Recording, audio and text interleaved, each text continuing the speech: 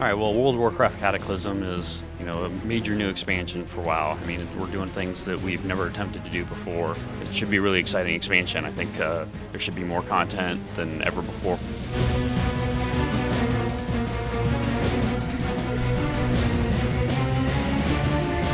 We have a lot of new plans for the phasing technology. One of the things that we found was when we did it with the Death Knight starting experiences, it really helped make that experience a lot more compelling than any of our other kind of quest lines. So we're taking that technology and allowing ourselves to be able to phase the terrain so that as players play through quest lines, the world can actually change with them as their actions impact the world.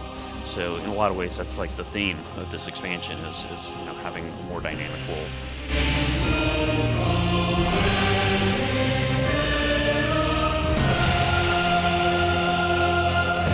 Whenever we make an expansion and we do something like introduce new races or introduce new classes, we always try to make sure that whatever it is we're doing kind of fits and makes sense within the concept of the world. In this particular case, the goblins, as players will find as they go through the quest chain, they get stranded on the Lost Isles. Thrall being the greatest shaman in the world, it's his kind of shamanistic duty to try to repair the wounds in this world. So in the course of doing that, they come across the goblins on the Isle of Kazan, on the Lost Isles.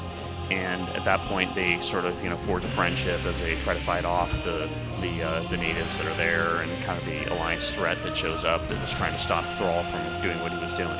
So at that point, it kind of makes sense for the goblins to join the horde at that point. The goblins of Kazan have found new allies. For the Worgen, they were fearful of the Scourge and the Plague. They wanted nothing to do with the Plague. And as it was kind of creeping into Silver Pine Forest, they all got out of there, sealed themselves off at the Greymane Wall. So as the Forsaken are beating down the walls to claim access to new territory that's right next to them, it totally makes sense that the Worgen, so that's the thing that the Worgen hated the most. As the world continues to evolve, that it's inevitable that different races are going to start to learn different things. These races are always in contact with each other. They're interacting with each other all the time. So it kind of makes sense that some of this knowledge and practices of these different classes starts to spill over to other races. And at the same time, it gives people more options. So much of the game is about character customization. Adding more race choices to the class combos gives players a lot more customization.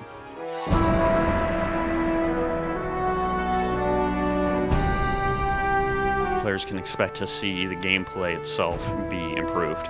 But more than anything else, we want to update the encounters themselves and the spawning and all the abilities that the creatures use in there to jive a little better with the gameplay that we have today. Not only have our quest designs gotten a lot better, we've also gotten a lot better at the encounter content. Our encounter guys are better than ever at creating the scripted content that makes the bosses fun and interesting. We know a lot more about how to use spells and abilities for creatures to keep things really cool. So as we continue to streamline the game, it allows us to find the places where the game is more interesting because of additional depth and complexity. It allows us to kind of expand in those areas while keeping the game sane.